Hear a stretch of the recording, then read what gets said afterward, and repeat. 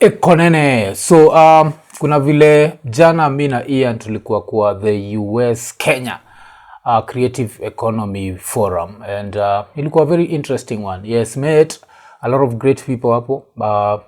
Alafu pia kulikuwa na keynote speakers. So part of the keynote speakers kulikuwa na nani jo? Kulikuwa na Polycarp asubuhi, Polycarp wa Sauti Sol, Fancy Fingers. Alafu in the afternoon pia kuna session ilikuwa na BN. Alafu session nyingine ilikuwa na Savara. Alafu pia kulikuwa na session ya film ilikuwa na Pascal Tokodi. So it was a really great session. Alafu of course we got to meet a few people. Unacheki come to Sauti Sol, we've never sat down with Chimano. So to end up to enjoy Chimano, so tuna hope that happens soon.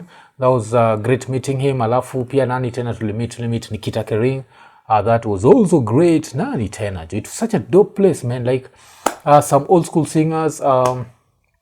Kulikuwa na msemo gani yani? Kuna Josek wa hasa naitwa nini jo? Kuna Josek wa Jabali Africa. Kuna watu tuliangalia from afar. Wale kuna jua like huyu maybe hajui Iko Nini, so hakuna haja kumbombard the whole space. So kuna wale tuliangalia from afar, but it was a really dope session. And kulikuwa na nani tena? Kulikuwa na of course different people from like different American companies. Kulikuwa na the president wa the Recording Academy alikuwa hapo. Nani tena? Kulikuwa na ikikam to locally, kulikuwa na mdosi wa Meta. Mdosi wa Meta alipitishwa vitu zingine jo na mdosi wa Mdundo, cause mdosi wa Meta kuna vile alikuwa anasema vile bado hawaja come up with the time. They are still trying to monetize and what creatives wa party do yao. So there was that. But one of the things that I was following up still nikiwa kwa hiyo session, because as I said, man, it was a great session. Ilikuwa the fact that kuna vile creatives, especially content creators, walikuwa wamecome out na walikuwa nazusha juu ya the recent ban ikikam to story na betting. And naweza taka tuisikize and ndio tujue kuna endaje. Alafu nipatiane my 2 cents on this, because one thing I have to put a disclaimer. I have no major dog in this fight. Yes, nisha advertise betting company, but it's something that happens occasionally. But I know kuna celebrities that advertise these things 24/7, like wako na contracts na ase, na hizo contracts zinakuwa lucrative because they earn something from them. So I understand why they are complaining, and I also understand the other side of why maybe we should not be advertising. But vile nilikuwa nimesema on a previous live, it's a slippery slope. But still, wacha tusikiza ase, cause au come out na kusema hivi to a certain level is brave, because there's going to be backlash, especially from Sika Kenya. Tunakuwa ni watu wa backlash, watu so wacha tusikize. Because there will be a border guy somewhere wearing a reflector for a certain company. Is it okay for him to wear it? What if I do and I ride a border also? Thinking about the youth and the betting prevalence, I think we would have not targeted a segment only. So this comes out as hypocrisy rather than regulation. It's a call to everyone. Think about this. If you're fighting our youth, if you're fighting our creative economy, we are fighting our own people. I just want to ask the government, why are we taking this route? We should, I think wanafaa kuangalia how many families are going to lose their jobs. So sisi kama majenzi metu affect design, kuna watu waliacha wizi, nini mnaingia kwa content creation, na through content creation tuna earn through kwa advertise vitu, si ndio? Okay, a quick reaction to a few things. Kuna hiyo question Mlamo aliuliza that what if yeye mwenyewe avae inaitwa nini? Avae nguo alafu abaki ameenda nayo. And I was thinking the same, like alafu pia the same point kasemwa in a different way na YY akisema it's hypocrisy, and it's hypocrisy to the level of if you're going to ban this thing, ban it everywhere. Don't say that you're banning artists from doing it, but you're still letting radio and TV run ads. Radio and TV nafikaga kule mashinani, na huko mashinani tumecheki kuna vile watu wanafanya vitu za ajabu kabisa. I think the more prudent thing would be ile story ya cigarette smoking is harmful to your health. Majuu kuna kuwaga na Skybet au semaga when the fun stops, stop. Hiyo inakuwaga disclaimer. So kuna kuwaga na hiyo, and Then tukikam to udem ndo aliget point ile sikubalianagi nayo. Nishaiona that this thing where people say if people don't do this then people will turn to crime. If you're going to turn to crime, I think you're always going to turn to crime. I don't think that the ban of betting advertising would be the thing that pushes you to crime, because crime ya Kenya inakujaga at the price of uko ready kupigwa ngumi, uko ready kufura, uko ready so kama uko ready for all that, hauta turn to crime. Utakuwa tu hapo tu umesota and you'll find other ways. So hapo siwezi sema that itapushwa say to any form of crime. So that one I found it to be that thing of, to keep the youth away from crime, we need to do this. I always believe a criminal will be a criminal. Hakuna kitu za do about that. Yeah. We've been filing returns with the KRA, so I don't understand why you sat down without consulting us and then coming up with those decisions. So celebrities wanafaitia do yao, and you can't blame them. Like utapata kuna wasome work na hizi betting companies for such a long time. Maybe unakokiwa na say from 2019, alafu kuna contract kwa sababu ulipagwa monthly, maybe unaingiza certain amount of money monthly, and then all this money gets pulled out. Someone else will argue that because this has happened, celebrities are not advertising, then all of a sudden people won't bet. I don't think that's going to happen, and I say that as a master better. Okay, that was not a good joke. I don't think it'll change, especially watu wako addicted, because the keyword ni hiyo, when the fun stops. Can we come up with a way? Ingekuwa up to mimi ile, first of all lazima society disclaimer, alafu second, companies lazima ziangalie patterns za kila mtu. So mtu kashafika hii level, I think kitambo Betway walikuwa gana design nyingine where you are required to deposit like 10 times in a certain period. If you try to go the 11th time ilikuwa inakata. So kilikuwa inamaanisha ni unaweza kata ukiweka 10 bob, alafu unataka kuweka so uweke 10 bob. Ikishafika so iko like z, hauwezi ongeza anything past that. So I don't know, but it's a very murky world, and for me, as I say, I have no major dog in this fight. If it comes back, na sisi tupate a betting company, sawa. If it never comes back, pia sawa. Kile staki ni mse kusema like, you are there destroying lives. Everything destroys lives. As I always say, alcohol destroys lives. I come from a family that alcohol really devoured, but I don't think my brother and my dad got addicted because of adverts.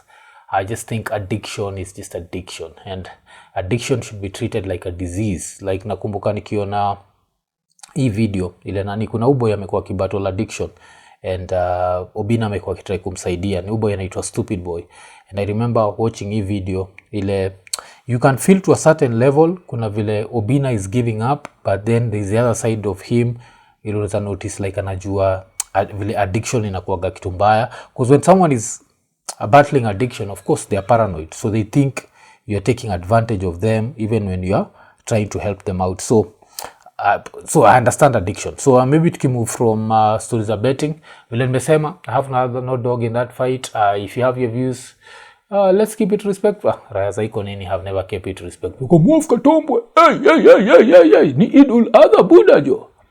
Hizi kwa sababu hivyo tungoje siku zetu za nataka kusema Kikristiano. Okay, sir, wacha tusikize hii nani Obina akibonga juu ya Stupid Boy. Hey, what's up everybody? Ogadi Top is in the building. Stupid Boy. Yeah, so Stupid Boy, mambo ni mingi. So this is what I would say for now, okay? Let's support him as much as we can. Wherever you see him, support the guy. He's so talented. He's very much talented.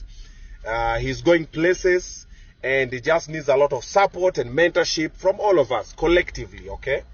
So whenever you meet him, support the guy. Mpatie positive advice, mpatie words of encouragement, nini, and stuff like that. And then now tutasongeza mpaka penye imefika.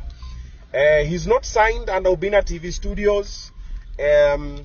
We are not working as closely as we wanted to because mambo imekuwa ni mingi. Maybe when he gets time, he will talk about it.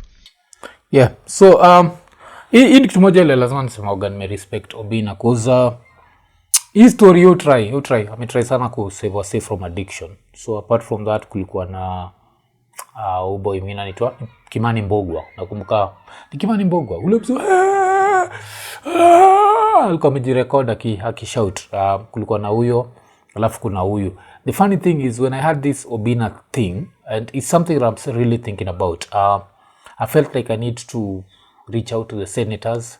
Kaujai watch interview tulifanya na Ukio Mtata. We talked about addiction and we talked about how a friend of his get cured from addiction using African herbs. It's something that I've had before, but not African herbs. Imekuwa using psychedelics specifically ilikuwa I think kutoka hizo masai za Asia, no, South America. Kuna watu hutumiaga hizo kukiwa nini. I don't know how true that is, but this is an experiment that I'd be willing to do. That at least, especially having come from a family that battles addiction, I feel like this would be something. But natry ku reach out kwao nione wakikubali that wanza ni connect na huyo mtu alifanyaga hiyo kiwa, then I can also reach out to Stupid Boy and see. But apart from Stupid Boy kuna bestie yangu fulani like RAPCHA, and I have a mutual friend that also battles that. I'd want to do it as an experiment and see, because hizi vitu zote inakuwa just rewiring the brain. Najua that part that feels like it needs alcohol to operate, if we can rewire that and tubaki tumesi like what's up. So I'll reach out to nini ya Ukio Mtata. Kuja watch hiyo interview ya Ukio Mtata, enda baki umeicheki. And yeah, kuna sifa zingine nilipewa na mabuda after nifanya hiyo interview, alafu watu wakaniangusha tu hata kuona hiyo interview. So uko US na unatry kutuma do Kenya, baki umetumia LemFi. Na reason ya kutumia LemFi ni LemFi inakupatia the highest exchange rates. Alafu apart from that, juu ya LemFi unabaki umetuma $8,000 in one day. Ama unaweza tuma $16,000 in one week. Ama unaweza tuma $32,000 in one month.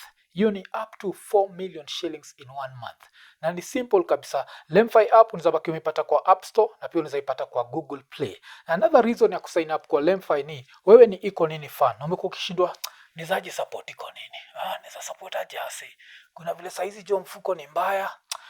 Lakini I need kutumia mother dose, so siwezi tumia IKONINI chochote. Kuna a very easy way ili unaweza kill two birds with one stone. Support your family na pia support IKONINI. Na unafanyaje hivyo? Unabaki umesign up to LemFi using our QR code. Baki umescan QR code. Kama si hivyo, ubaki umetumia the link ile tumeseti kwa description. Na usisahau the first $100 ile utatuma, wewe mwenyewe utapata $20 cashback. Alafu sisi juu tumekurefer, pia sisi tutapata $20. Unacheki, utakuwa umesupport IKONINI ndio tuendelee kukupatia the conversations that you like. Na pia kitu inabamba kabisa ni saizi kuna vile LemFi ina support both M-Pesa paybill numbers na till numbers. Inamaanisha unabaki umelipia madhako internet ukiwa majuu, unaweza mlipia stima bado ukiwa majuu. Unaweza make sure that madhako iko both connected na pia keja yake iko lit up. Na hiyo ni courtesy of LemFi. LemFi, international payments for everyone. IKONINI. Acha nikalia kwa choo. Okay, acha tuendelee kidogo. Ama maybe later I will talk about it, but for now I just want to put it out there because he's back in Gota City, and kuna ma video mnanitumia za TikTok za nini, those videos have nothing to do with me, okay, or my team, okay. Tumejaribu mpaka place flani, so penye imefika, I just told King Fizo I'm gonna do for him one song and a video. I've already spoken with Boy P. They're gonna shoot the video next week. Ndampatia yo kama blessings too. I don't need any money from it. I don't need any returns from it. Cubase tu ile niaje na kuishwell na hii songa na alafu tuone kutakuaje.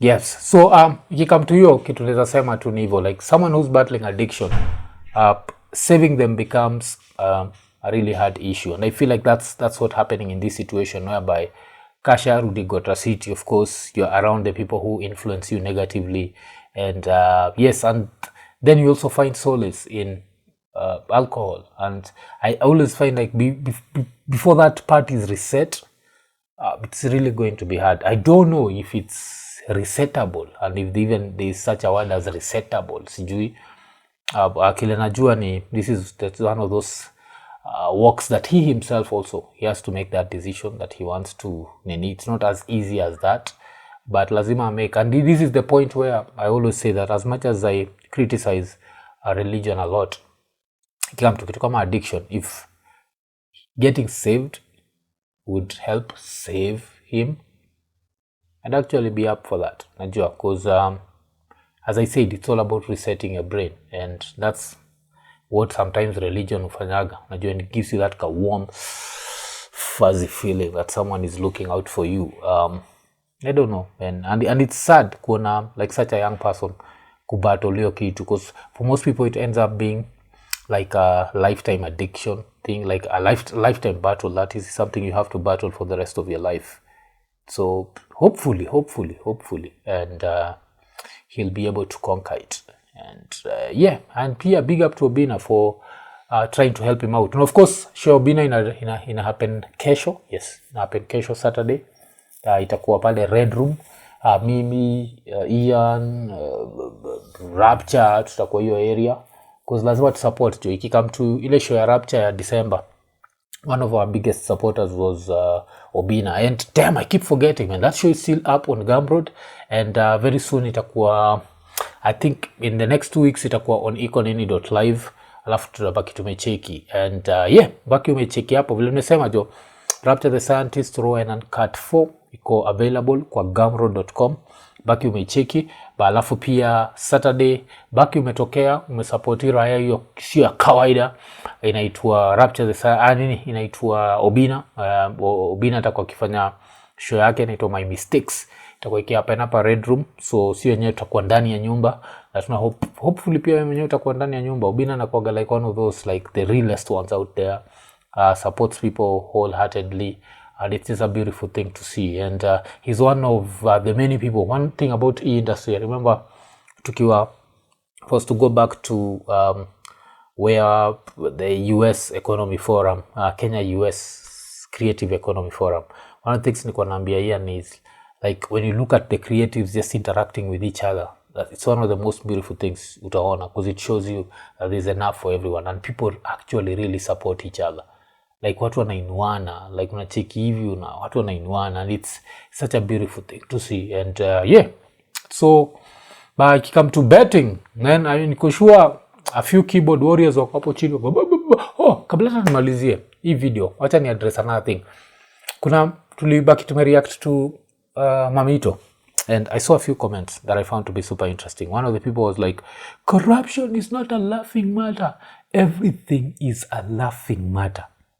Everything is a laughing matter when put in the right context. To put the weight of corruption on a comedian like Mamito should not joke about corruption. Mamito has not caused any corruption. Shesikiaga Mamito ame misappropriate public funds. And this thing like tumoja nimekam kunotice, like a lot of, if, and this I'm going to talk to you, tani kuangalia, kama we ndio mtu uliona joke ya Mamito and you got offended by that joke, and because of that you want to cancel her because corruption is not a laughing matter, you need to look at yourself. You don't have a problem with Mamito, you have a problem with Mamito's success. Mamito is not corrupt. These corrupt mothers are everywhere. They are stealing your money. Nacheki, tuko hapa tuki-highlight kuna 6.2 billion ililipwa due to a French firm for doing nothing. Nilibonga juu ya iPads kuwa bought at 460,000 shillings. Kumbuka, where is Mamito in all this? We voted for those clowns. Mamito did not. If she had a lot of votes, she had one vote.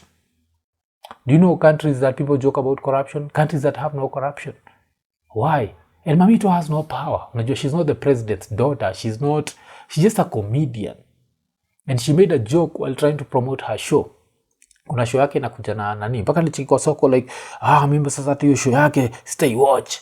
Yeah, Manisha, he had a problem with Mamito from day one. Like, let's just be honest, man. And let's not be that. Like, tusikue watu wa cancel culture. Like, cancel culture is...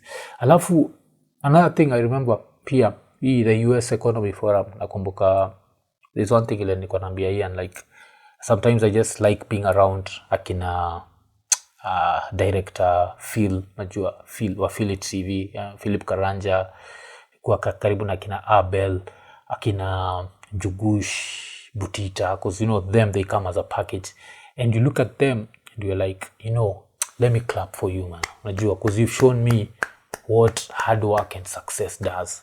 And I feel like sometimes kama hauko in the creative industry, you don't know how much hard work that wase kama wame put in to be able to drive those big cars and you live that soft life. So I think hiyo ni kitu moja ile, I don't know if it's at Kenyans tulifundishagwa that there is not enough for everyone, but I can assure you there is enough for everyone. So there's enough for Mamito and there's enough for you. If Mamito makes a joke about corruption, as long as she's not said that ni alisema tu mimi saizi siwezi wasaidia kufight corruption because I'm promoting my show. How if she's helping us fight corruption, what would she do? Is she Nelson Amenya? Has she gotten like this something across her table ili akasema check, we try to fight corruption in our own way. Kumbuka mimi nikicall out hii ujinga ya like mobile studios ya kina Sakaja, because I just know it does not make any sense. Like if you're going to touch 2 families and then what? And I remember like when I called out that kuna msebado alikuwa kwa comments yuko Africa has these stupid ideas, how will cleaning the city help, and parking when kuna sema if you can boost the revenue, that is going to create jobs. Of course cleaning the city will create jobs. Someone will have to drive that truck. Another thing ile I think siku mention kwa hii story ni nini tena mpenda kubonga juu yake. Yes, musema kuna 85 wards in Nairobi. Each ward needs to have a fire station, and this fire station need to have like staff. Nacheki, this is the ways we can create jobs and still positively impact our communities. And so these are ideas that we are sharing, and as we share these ideas, it's okay to agree to disagree, but to try and cancel people because they made a joke. People should be able to joke about anything, especially comedians. And you know the universal rule, comedians can joke about anything. That's why utapata like even US unapataga ma comedians say kama CK Louis CK you on stage na anatumia the N word just to make a joke ibaki imefika where it's going. So kuna kwa na hiyo rule like you can joke about anything. Mi sio yenyewe tumekuwa hapa na RAPCHA, and we've had RAPCHA make jokes about stuff that wasajai watch RAPCHA the scientist Rowan and Cut to enda ucheki akiwa on stage. Kuna time shot upan kwa mother fulani na mother iko amejishikilia hivi. Sio yenyewe subonga juu ya corruption in its own way. Tulibonga juu ya history, tuko anti kutumia torture.